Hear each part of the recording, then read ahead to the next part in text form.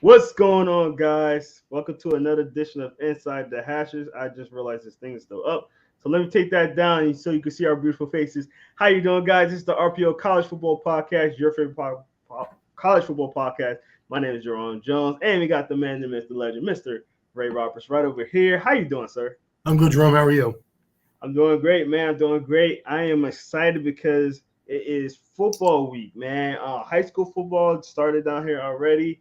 That's why we're doing a special podcast on this Monday because we had to miss last Wednesday because I was at a big kickoff game last week. So shout out to Corky Kell down in Georgia for inviting Inside the Hatches down there. That was really cool and excited to do that. He was at the Mercedes Benz Stadium for some high school games. So that was pretty cool. Broadcasting and hosted us down there. It was really cool. So we're gonna do our continuation of our rankings today because we are having football this week. So we're gonna have a double header this week instead of having we didn't have one last week. We're gonna have a double header this week. So super excited about that, right? What's some takeaways from this week, real quick? Some little quick snippets that you want to talk about. We are off screen. Me, you talked about some of the games that are coming up. Anything quick snippet things you want to talk about before we start ranking? Just that there's some decent games. I mean, Illinois versus Wyoming, Mhm. Nebraska versus Northwestern should be decent games, fairly Definitely. competitive teams. There's 10 games to lead off the season, the first weekend, but Mhm. really they're probably the best two games. I think Nebraska Northwestern will be a solid game. Illinois Wyoming, North Carolina and Florida A&M could be okay. I don't know if it would be good, but it'll be okay. Mhm. Every other game I see on the schedule, I mean, North Texas at UTEP will be a decent game. Connecticut versus Utah State, a decent game. Army versus Vanderbilt, decent game. None of the big programs, the Power Five teams are playing this weekend. No, Nebraska yeah, versus Northwestern probably being the closest one. yeah. I mean, it's a warm up game. Let's just call that warm up games before we get to the big stuff because we got some good week one games this season. So I think in the last couple of seasons, week one games wasn't that great, and I feel like we got a couple of really good ones this year. So we'll see how that goes. But enough talking about that. We're gonna get to our rankings. So before we get on, I see a lot of guys are in here checking us out on live. So this is our interactive podcast. If you are on her live, you can put your comment right at the bottom. Either if you're on Twitter, Facebook, or on YouTube, you can put your comment in here, put it in there, and we can answer anything, any questions. If you don't like our rankings, you probably won't like mine. But if you don't like our rankings, let us know. If you like them, let us know. We appreciate all comments in here, as long as they're clean, as long as they're clean and respectful. We do respectful here. Don't be disrespectful, okay? All right, so let's get to our first rankings, and we're gonna talk about. Oh, that's not right there, because we are doing not offensive linemen but linebackers. So we're doing the linebacker rankings.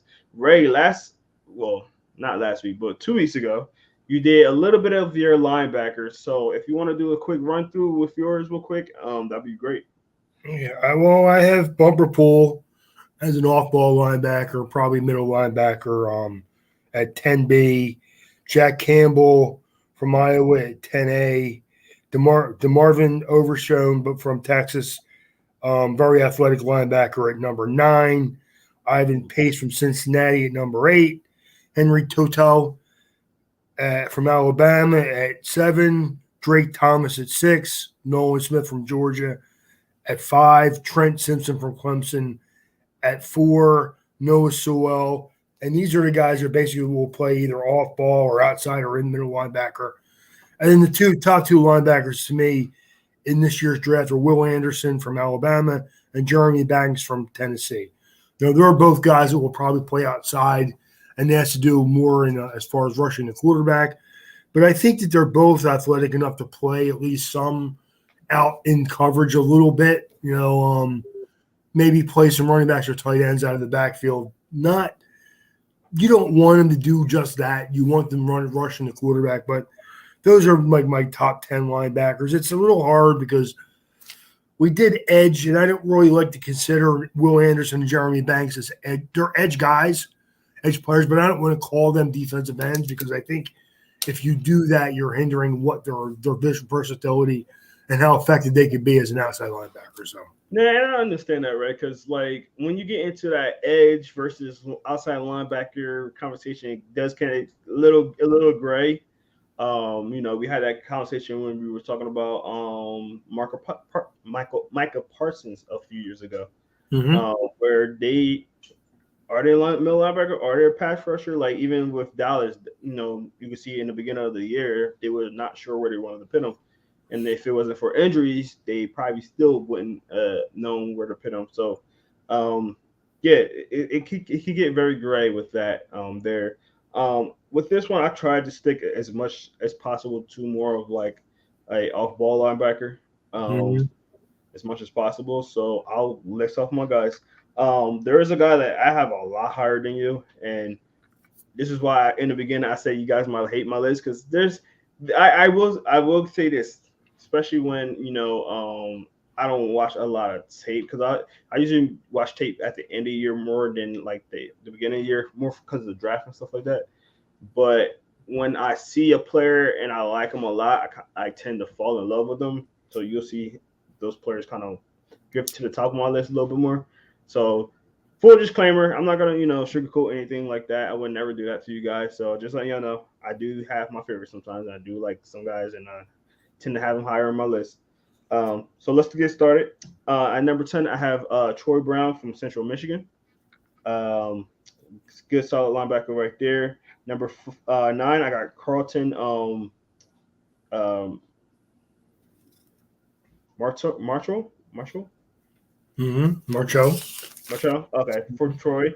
Number 8, I got Jack Campbell from Iowa. Number 7, I got Drake Thompson from NC State. And number 6, I got Bumper Pool. I think you have him at 9. I have him at 6. At number 5, I got Ian Pace. Number 4, I have, and you're going to have to help me with this one, Ray. Ifenui? Yeah, Ifenui.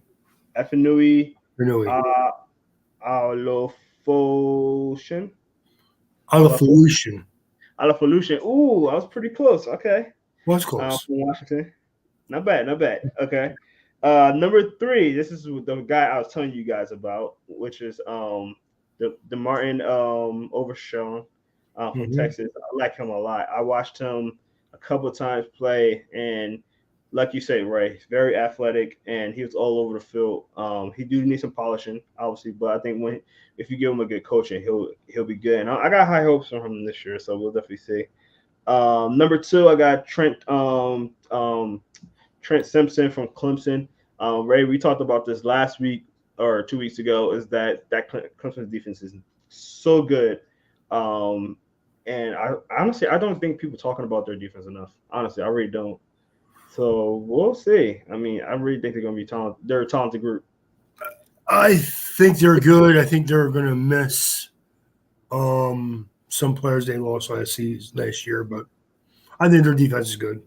I think there's going to be if not top 5, the best top defense in the country, honestly. But we'll see. I'm going to say they still got Alabama to compete with. Georgia still got some guys. We'll see. And then obviously number 1 is going to be Noah Sewell from Oregon. I think he's going to be really good. Brother of Penei Sewell. Brother or cousin? Brother. Penei Sewell, who you guys all know from getting drafted by the Lions.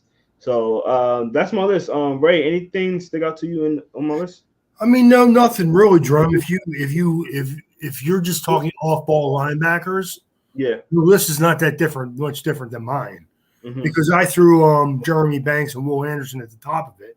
Yeah. Like I had Noah Sewell as my top off-ball linebacker too. Yeah, but you had him at 1 because you didn't consider the edge guys. You didn't have Will Anderson or Jeremy Banks, as and they're not off-ball linebackers. I think Banks probably could do a little bit more than even Will Anderson. I want Will Anderson getting at the quarterback.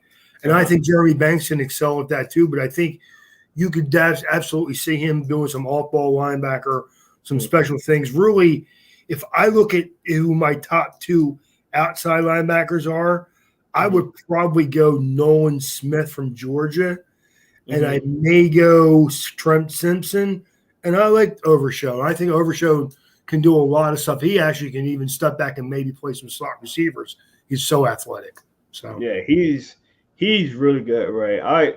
When I see it, I was like, man, this guy is all over the field, and like I said, I do tend to fall in love with some players when I see them do good, and it's like, but like also I don't just sit there and just completely just be like, oh, like he's so good, I'm gonna put him on top of my list kind of thing. It's also like I watch a couple of games of them, and then I'm like, yeah, I like this kid. Like every time I watch him, he's looking good. So it's not like a one-time kind of thing too. I do kind of have some like I do kind of look into it, and then I'm like, all right, yeah, he's good as I think. Like Deuce Vaughn, I've been on Deuce Vaughn since the beginning. One of my favorite running backs, but I wouldn't put him at number 1. But I had him at 3, I believe, if I'm not mistaken. So I that's how I kind of tend to do. I like fall in love with a guy. I'm like, I really like him, and I usually have him on my top. I mean, not to get back into Deuce Vaughn, but man, again, if you just look at production and tape, kid's a 2nd round pick. Oh, 100%. Because of his size, he'll be taken like in a 3rd or 4th round. So yep, no, 100%. All right, let's get to the next category, and we're gonna go DB. So for this one, Ray, we're gonna go back and forth because we didn't do DBs last week or 2 weeks ago, and I keep saying last week, but last episode. Let's say that last episode. So I'll start off with my first one, and I'm gonna. I don't know why I keep doing this. I'm not doing this on purpose. I swear I am a Michigan fan, but I'm not doing this on purpose. I got Sylvan Banks at number 10 from Ohio State. He's I do think he's good. I just feel like there's still room for growth with him, and he also didn't play in a good defense, which might have something to do with how I feel about him. Also, that Ohio State defense has been one of the worst defensive in a couple of, like I probably say like a decade at least. One of the worst defenses they had. So that might have to do something to do with it. But I do think he's on my top 10. So it's not like he's horrible. But, I think he's still room for growth with him. Ray? Good player. I don't have him in my top 10. I have probably like top 15, but not top 10. Okay. So I have him a lot higher than you did. Nah. That made me feel better about it then. All right, who you got 10? Well, I have 2 at 10. I have a 10A and a 10B. I'm kind of like I'm having a hard time breaking down these positions because corners are the one position where I'm not as good evaluating that position as I am with other positions. That's all. I do think you need quality depth at corner. I just don't. I don't go after the I would never throw a lot of money at cornerback in the NFL. That's all. It's known. You said it plenty of times on this podcast. I just wouldn't. But I have Tyreek Stevenson from Miami at number 10B. I have Joey Porter from Penn State at 10A. Both guys that are good coverage corners. Joey Porter is a little more physical. That's why I have him a little bit higher. Yeah. The one thing I will say, my corners for me either have to be really physical or they have to just be studs in coverage. I don't like the Noah Iguodala, please. No, thank you. Okay, I don't like guys that are athletes, but they're okay corners. Like their technique is okay. What was that kid from Vanderbilt a couple of years ago, and he got drafted way harder than he's supposed to? He was like, oh, he's so athletic, and this is that. I forgot who it was. I think it was Vanderbilt, if I'm not mistaken. I see corners get drafted like that every year. Yeah. I mean, it's every position. No, I shouldn't pick out corners. Like, I don't know. Corner is not a position I would reach for. That's really the end of it. I think that, and that's any position really, but corner is the one position because if you're not a good corner or not, how do I put this? If you're not dominant in college, then I don't think that I would draft you too high. That's all. I agree with that. I don't want a corner who's just good. I want a guy who's a stud. If I'm going to draft him early, somebody special. Correct. I mean, I can get an edge guy who's not a great athlete and say, well, he does this. Or at least he can be a contributor and have him in a rotation. Correct. No, don't get me wrong. Can't really do that. Where corners can be valuable is if they play special teams also. Yeah. But again, that's why I don't like guys like Noah Benogany, and I'm just picking on him because he was a Miami Dolphins reach. I'm not going to lie about it. But he doesn't, if you can't cover and you can't play special teams, I can't use you. No, I agree. That's all. I agree with that. So, go ahead. You had your number 10, right? No, I was going to go to number 9 for myself real quick. Okay, go ahead. I got Chris Adams Drain from Mizzou. A big physical guy. I like him a lot. I think he's going to be good, honestly. He's more of a safety, but he did play receiver, so he can drop back. I think he's more of a safety though, honestly. So right. Oh, I like him. I have him just outside my top 10, and I have seen some people that think he could play safety or maybe nickel back in the beginning. So I mean, I like him. I think it's a good corner class. It is. I don't see high studs anywhere, but I see some versatility. Some guys, I think the defensive backfield guys in general there's a lot of depth there. I don't know if I see stars though. I see in my board, my first 2 guys are first round picks. Nobody after that, I don't think should be. Yeah. So, we'll see how it goes. But number 9, I have Emmanuel Forbes from Mississippi State, who's a good coverage kid, who I think really I would take him late day 2 if I were drafting him. But I think he's a good coverage guy. Again, I think there's some depth here at corner. You just got to pick the guy out that does what you want him to do, basically. So, yeah. Number 8, I got the same exact guy, Emmanuel Forbes. I have him a little bit higher than you, Ray. I think it's more because the amount of pick, like he's a ball hawk. Like 8 interceptions in 2 seasons. He's a guy, and I think that Mississippi State is one of those teams that are going to have a really good defense, I think, too. So that gets him more opportunities, and he's going to shine even more there. He's definitely a cornerback for me in this position right here, though. Ray, who got 8? I have Malachi Moore from Alabama at number 8. Okay. Again, a guy is more of a coverage guy, not as physical as some Alabama guys are, but for his size, he will get his hands on you and reroute you a little bit. I think he's a good football player. I think the problem with drafting Alabama corners is because they are usually technically sound. Mm-hmm. So it's hard to evaluate them guys. Are they super athletes or they just are very well coached? Yeah. And I had a guy the other day telling me that he didn't think that Alabama's defense has really been great in a couple of years. And I don't disagree with that. But I think that you need to look at Alabama is the one team who they play back to front. Their down linemen are usually they play a 3-4, and their down linemen are usually just guys that eat up space. And then they let the defensive, like the linebackers, flow. And their secondary is usually really, really good. Yeah. Nick Saban is a genius at coaching up corners and safeties because that's his position. So he definitely is. Yeah, I don't have more in my top 10. I had him right outside of it. But I definitely see what you're saying, Ray.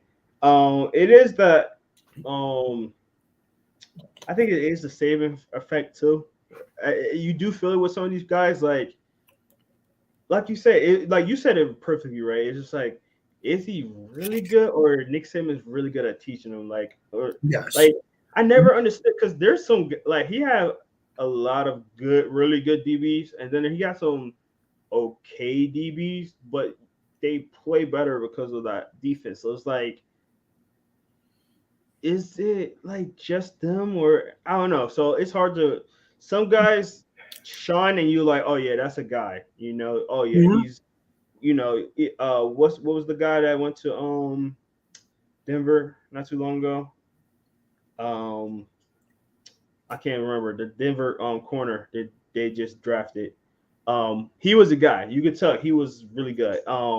Even Minka Fitzpatrick, you knew he was really good. Yeah, But I like, was he had talking some to that year, huh?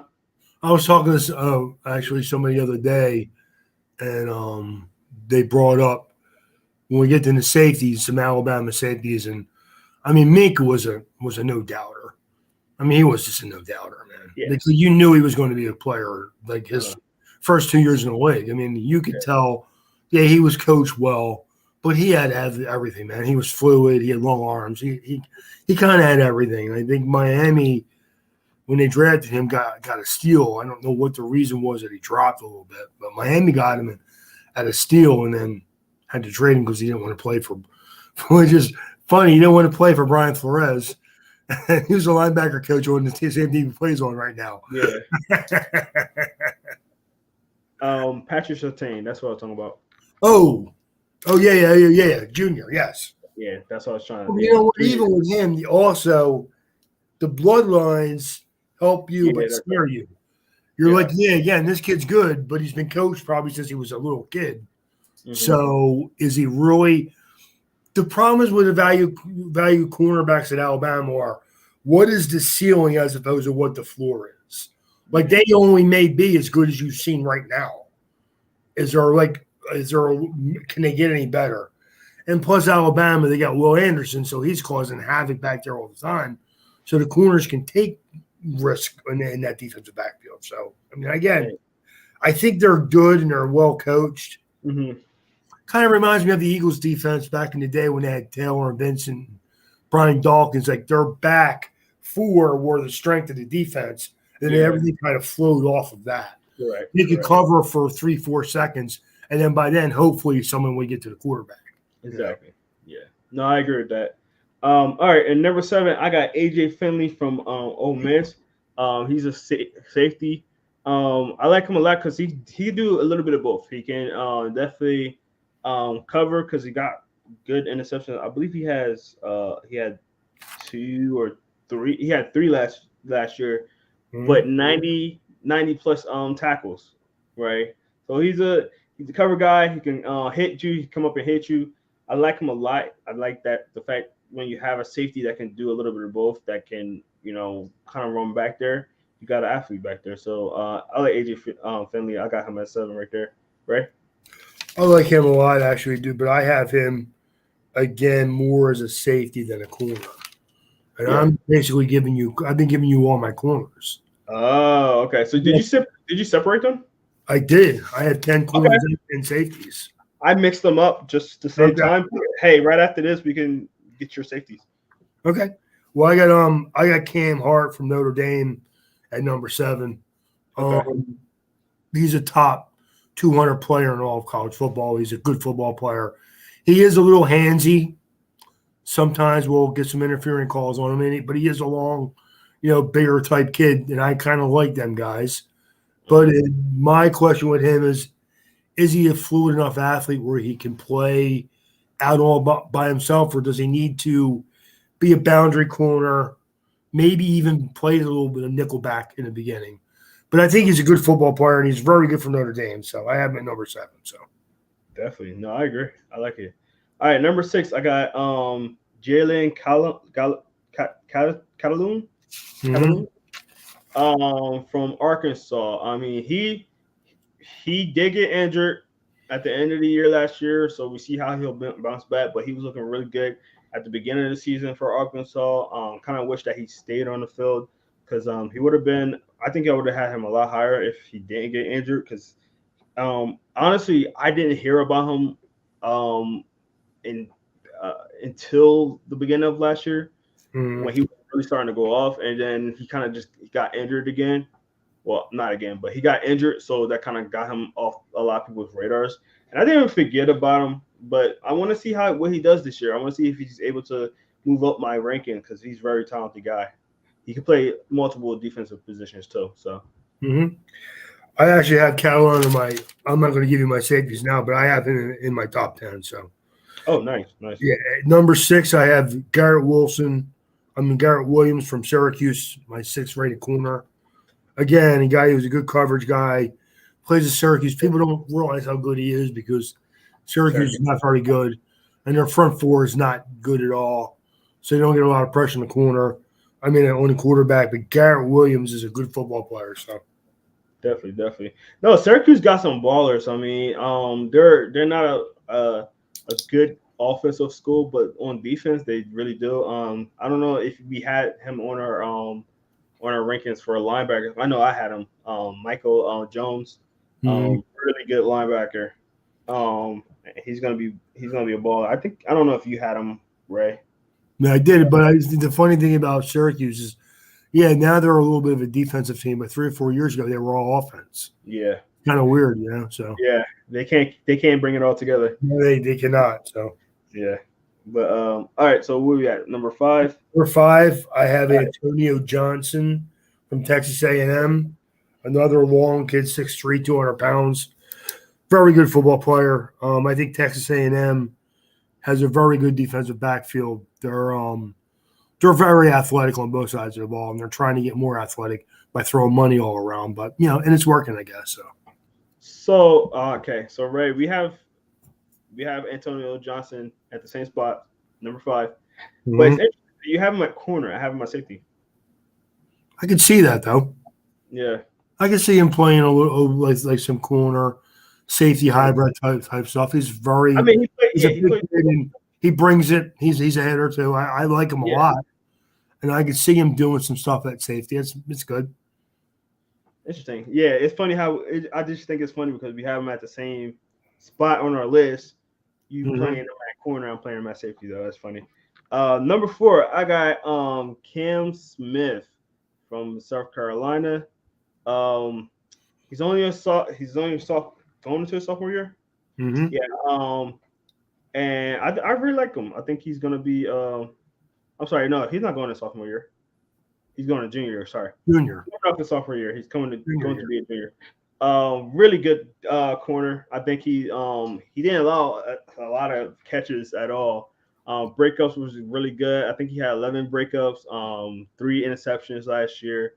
A guy that is really. I think this year he's going to really ascend, and a lot of people are going to really know who he is. I feel like not a lot of people heard of him yet, or even talking about him enough. I think that this year he's going to really show that a lot more. You have him at corner though, right? Corner, yeah. Because I have him number 4 on my corner board, to be honest with you. So okay. So we have him at the same spot too. Yeah. Look at that, right? Yeah. I have him. He's purely a corner though. Yeah. I don't see him. No, I think he could play some nickel back as a slot corner. He could, but I see him as definitely as a corner. Yeah. Outside guy, yeah. Yeah, for sure. So. All right. Wow. Nice. All right. So at number 3, a guy that a lot of people probably know of, I got Eli Ricks.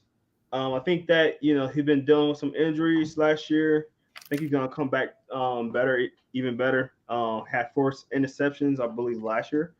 2 of them was returned for touchdowns. I really like him. Where I'm gonna put him, I think I'm gonna keep him at corner.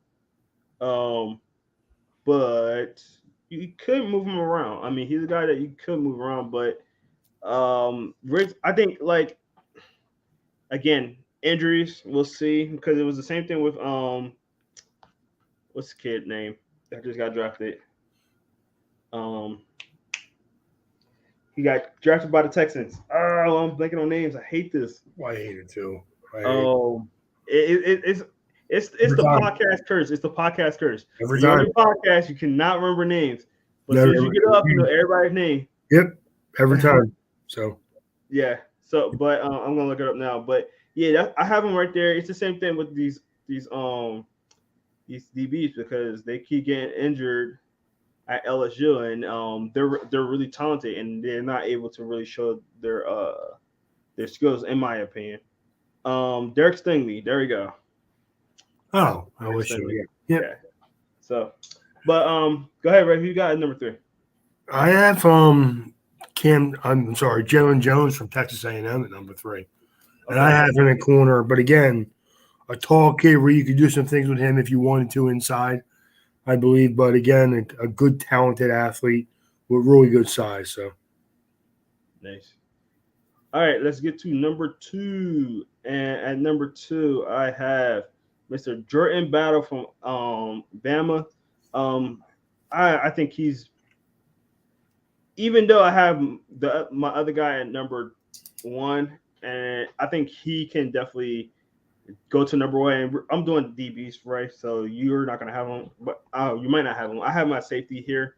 So he's my favorite. He's the best safety on here. So since I'm combining safety and corner, he's the best safety. Now my number 1 guy is a corner, and I value corners a little bit more than you do, right? A little bit more. So that's why I have Battle at number 2 instead of number 1.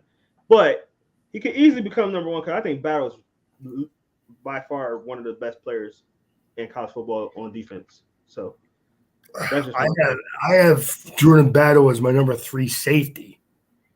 Okay. Wow. So, I mean, I don't have him in my. I know he's not a corner. Yeah. He's a safety, but I have him at number 3 safety. I have 2 safeties ahead of him. Oh, I'm ready to hear that, Ray. Well, go ahead. I have Clark Phillips from Utah as my number 2 corner. Again, a 5'10", 185-pound kid who covers like a blanket. Maybe the best coverage corner in this year's draft. Oh, at 5'10", but.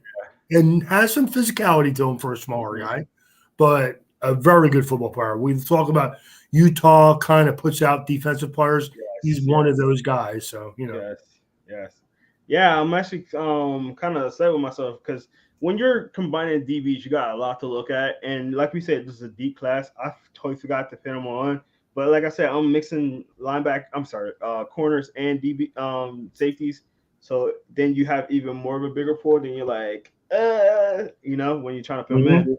But yeah, I mean, I wish I put him in my top 10. Honestly, I really do. Now that I'm thinking about it, I'm like, dang, I missed one. But yeah, I agree. I like Phillips a lot, so I agree. All right, and at number 1, and I'm pretty sure you got him at number 1 too.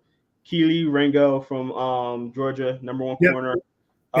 Best DB I think on this board. Again, I think Jordan Battle can get to that number 1 spot, in my opinion, by the end of the year. But right now it's Keely Ringo. Really good guy. I've been following him since he was in high school. All I see from him getting better and better and better. Definitely got first round buzz around him. And yeah, he even had a pick 6 in the national title game. So yeah, I'm a fan. I think he's a good football player. I definitely think he's a corner.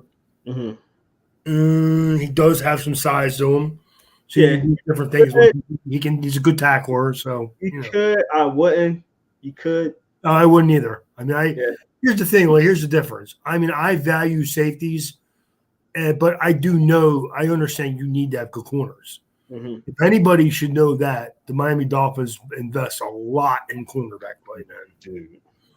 They invest a lot. But the premise is if I have good coverage corners, I can do anything I want with my front 7, which is fine.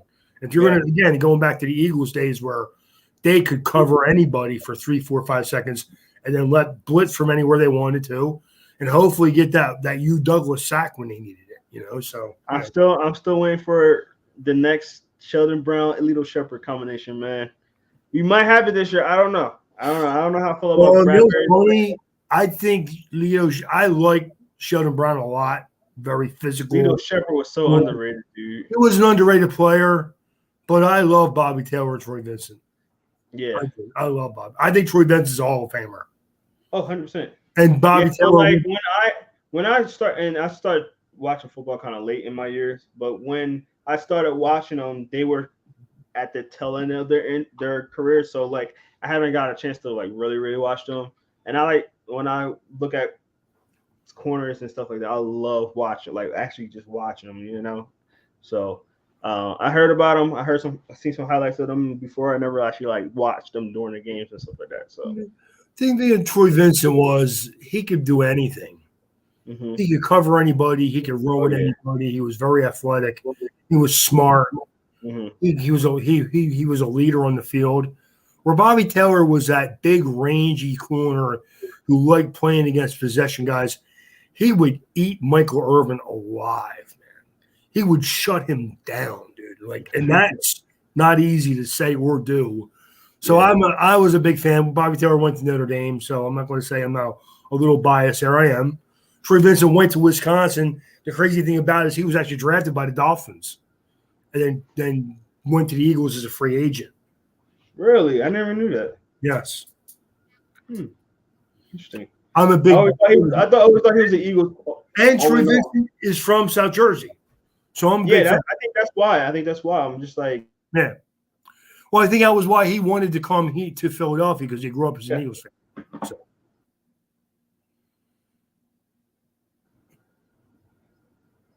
Yeah. So sorry, my internet acting crazy. I got that. Let's get to your safeties, right? I'll be excluded in this one because, like I said, I combined mine. But I'm very interested to hear your safety list. The safeties I have I have a 10A and a 10B because it's hard to separate some of these guys. But I have Jalen Corliss from Missouri, 6'5", 215 kid, long arms, rangy, ball hawking type safety. You can tackle and do some things in coverage. I have Tyke Smith from Georgia at 10A. I have Rashad Torrance from Florida at 9. And I'll just go through them a little bit. And if you want to ask me anything, you can. I have Jalen Catalon from Arkansas at number 8. Mm-hmm. Trey Dean from Florida at 7. Damani Richardson from Texas A&M at number 6. Brandon Joseph, who I think is a very good coverage safety. He does a lot of good things in coverage, but again, not as physical. He was really good 2 years ago. Yeah. And then last year didn't tackle well. So I'm a little afraid of that, but a good football player nonetheless. Brian Branch from Alabama, again, a good guy who's good up in the box, can do some things in coverage as far as tight ends, maybe running backs out of the backfield, but really is better closest to the line of scrimmage. Jordan Battle from Alabama, I have at number 3. And the reason why, honestly, is because with Jordan Battle, I think he's one of them Alabama kids. He's coached well. He's a solid athlete. He's a solid tackler. He's a solid cover guy. But I don't see anything exceptional athletically. I think what you see is what you got. You got a good football player. No question about it. But he's not going to do anything but be good. He's never going to be a great player. He's not going to be a maker. He's not going to make. No. He's a good football player. He's going to be really solid, but he's not going to be exceptional.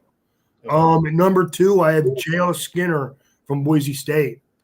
Kid is 6'4", 220 pounds, and talk about a guy who's a rare size and athleticism for a kid that big going to Boise.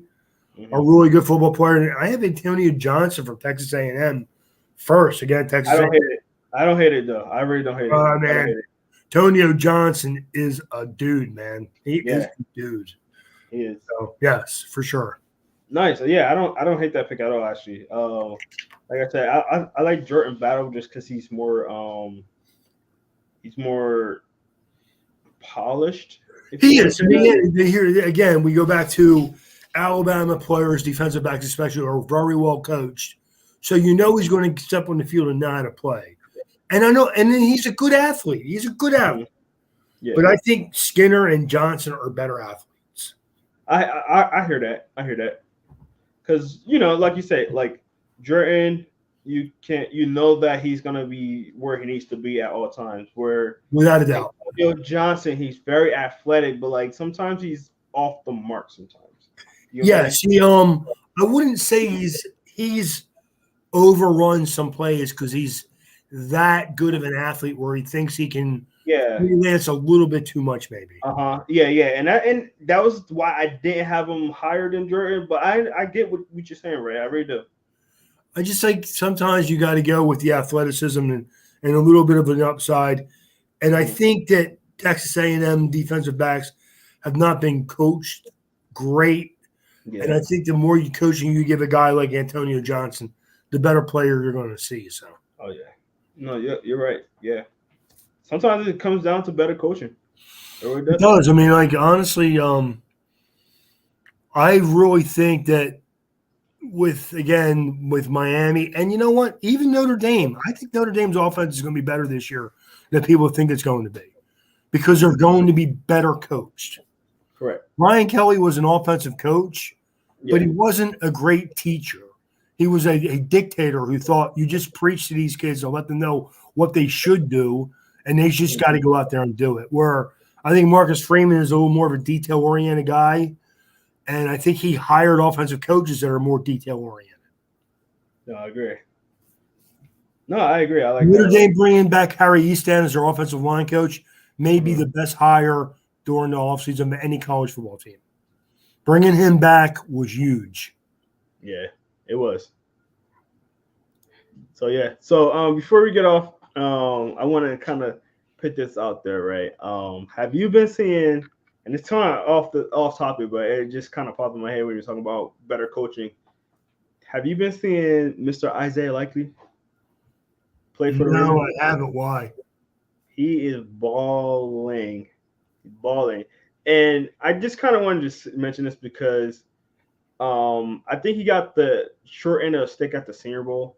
I think they didn't utilize him at all or enough at the Senior Bowl, which in a sense kind of hindered him a little bit because I think they was trying to prove that he can block in the Senior Bowl more than he can block, and he did show that at the Senior Bowl. But as far as like passing plays or passing targets, they didn't target him a lot, and I think they kind of should have because he is balling out. The game I believe was yesterday. He had 100 yards, like 4 receptions and a touchdown, and it wasn't just like regular, just throw it to him, touchdown, catch. No, he was getting yak. He was like catching the ball, breaking tackles, stiff arming guys. He looked good, right? And I think it's a product of obviously him being at Coastal Carolina because smaller school. And I'm not trying to diss on any other coaches there, but it's a difference when you have a Coastal Carolina coach and an NFL coach. For sure. And then the fact that his Senior Bowl tape wasn't that great. So the fact, and Ryan, you know how much I love that kid, and I say he probably was the best tight end in this class. And it was for a reason because he is very good. He's basically a big wide receiver. He literally is, but he can break tackles. He got the speed. He can get out there. Him and Mark Andrews on the same floor is going to be interesting. It is going to be interesting, but you know what? Here's the thing: you could see where that can work together, though. Oh yeah, work. Mark Andrews is a good receiver, but he's also a good blocker. Correct. So those two guys could work together, and they better hope because I have my doubts about Lamar Jackson. I go back and forth with people about this every day, man. Like I'm not a huge fan. I'm not. I think the kid is a world class athlete who plays quarterback, but I don't see a great quarterback. I'm sorry, I just don't. I mean, I get people killing me every week, man. Like, oh, you don't understand. Yeah, I do. I really do understand. I understand in the playoffs, you're going to keep him in the pocket and he can't beat you from there. And I don't need that quarterback. I understand. I agree with you, Ray. I won't say that I don't trust him because I think a lot, and basically what you're saying too, it's like, his athleticism is going to get him out of a lot of trouble. And you've seen that a lot last year. You've seen that a lot. He does need to be a better quarterback. But to say I think he's going to struggle in the playoffs every time because he can't just strictly just stay back there in the pocket and, throw it. But he's so athletic that there's going to be times where that's going to get him out of place. I mean, I think he won a playoff game last year because of his legs, honestly. If I'm not mistaken. And I'm not comparing him to Jalen Hurts. I'm not, because Jalen Hurts is a good athlete. He's not a rare athlete like Lamar Jackson is. Yeah. It's the same thought process, man. Yeah. Keep the guy in the pocket, and if you don't let him be containment and get out of it, can he throw the ball 60 yards? He can. Can he do it accurately? I'm not sure he can.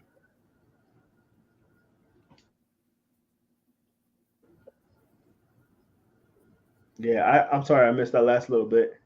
No, I think that he can flick the ball. He can flick his arm and throw the ball 60 Oh yards, yeah, no problem. But he can't do it with 100%. accuracy. Yeah, So here's yeah. the And thing: if you stop Baltimore from running the football, you're probably going to beat them. yeah, and I don't disagree with that too because I remember there was one play where he just kind of just chucked it up to Mark Andrews, and luckily the first time he got it and they won that game, and then he tried to do it again. It was not good. So So that's why I like the Isaiah Likely in Baltimore because yeah, they could run a lot of two tight end sets, and one of them in throwing the ball in the middle of the field is not always a great idea because a mhm, lot of things can happen in there. But if yeah, you have good tight ends that run good routes, it is the easiest pass to complete if the guy's open, especially if you have a gun like Lamar Jackson does. He can complete that ball like in the middle of the field with no problem because he has a yeah, gun and his tight ends are good. And I think what likely I agree with what you're saying about him not getting the coaching from Coastal Carolina. And I'm not saying that I think Mike Gesicki's going through this a little bit in Miami, and that he's trying to prove that he can block. yeah. And I seen him drop two passes the other day in a game. Mm, I haven't seen him drop two passes since he came in the league. So I wow. think maybe his brain is like getting the better of him right now. Where they're asking him to block a little bit, and I think that you want him to block some, especially more than he has, especially in when you're going to run like a zone read type of offense, wide, get out wide and all that. But I think that you don't want Mike Gesicki just blocking. You No, don't. 100%. You don't want him just blocking, man. You want to be able to run him two tight end sets, let the other guy block a little bit. And I'm not saying no, don't ask him to block. Where I think you want to utilize his blocking is downfield, where he can use his athleticism and get the better people with his speed. So let's not hinder what these guys can do because your mind is set on one type of offense. Definitely. And I'll say this: the departure, and I know Lamar Jackson hated this, and he was not happy of it at the moment. But I think the departure of Hollywood Brown it's gonna help him actually because now he don't have to worry about trying to long ball it to him all the time. Where you got the Isaiah Likely's and Mark Andrews, where you can go and cross routes and out routes and things like that to help him, with his because he got the same thing like Lamar. Oh, I'm sorry, I kind of cut off, but Jalen Hurts, he got a little bit of Jalen Hurts in him. Except Jalen Hurts is not as athletic, and Jalen Hurts is a little bit worse than him when it comes to deep Well, passes. Jalen But Hurts doesn't have that's the the same arm thing. strength. That's Yeah, all. you don't. He Yeah, doesn't have the arm strength to throw the ball downfield. He no. like the thing about Lamar Jackson is yes, he can just flick his wrist and throw the ball 40 yards with no problem. Mm-hmm. Jalen Hurts has to step into that ball to get it more than 30 yards downfield. So Yeah, that's the same. difference. That's definitely I different. mean, I'm So not trying to compare the two at all. I just think that the no, same. I think that's a solid comparison because they do have a lot of similarities, except that Lamar Jackson is a lot more athletic and he has a little bit more. He's not a little bit. He's better with the deep throwing with his power.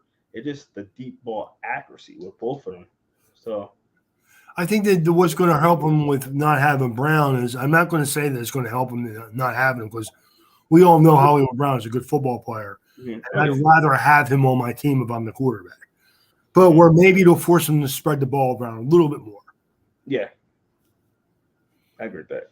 So, Like you don't but want yeah, to have one guy who's getting all the targets because then, for one, it closes off half the field. Like, yeah, like if I know you're going to throw the ball to this guy, as soon as you come off of him, you're done. yeah. You're just No, I done. agree. No, I agree. So I mean, and that's my fault for getting into the NFL stuff, but I think this is a good point to talk about, some of this stuff because it do relate to some college football stuff, and we're gonna get into a lot of college football soon because we got college football right around the corner, right around the corner. And I think it's great because we talk about the draft and stuff like that as well, and players that go from the college football rounds to draft. So you'll be seeing all that with insights that hashes RPO college football podcast. So that's gonna do it for us today, guys. Thank you all for checking us out. Thanks for all the viewers in here. We have a few guys in here. Again, we do thank you for being in here. Please make sure you go follow, like, and subscribe all our social media.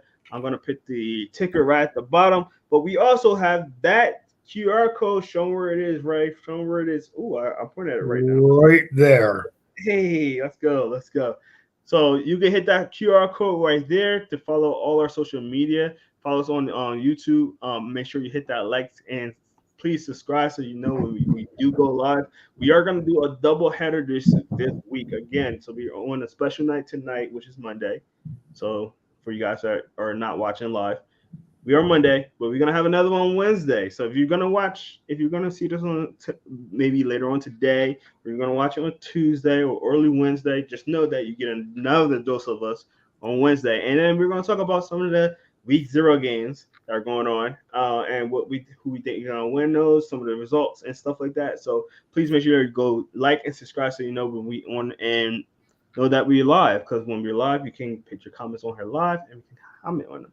So I'm Jerome Jones. Ray Roberts is right here. Thank you guys so much. Ray, any closing words? No, 5 days away, man. 5 days away, man. Yes, sir. And, for all those Ohio State, Notre Dame fans out there, the third, man, what a huge game. Playing in the Horseshoe at night. Woo! Damn, just got my blood boiling. Go Fighting Irish. Yeah. I don't like either, but go Fighting Irish. There you go. There you go. I know, the one thing I'm sure of is there will be some Ohio State and Penn State fans rooting for Notre Dame, September 3rd. So I'm sure of that. And Michigan guys. For a change. Yeah, we don't like doing it, but we're gonna do it this time. Trust me. I got you. Okay, all right. But that's gonna do it for us, guys. Thank you so much for checking us out, and we'll see you on the next one. Peace. All right.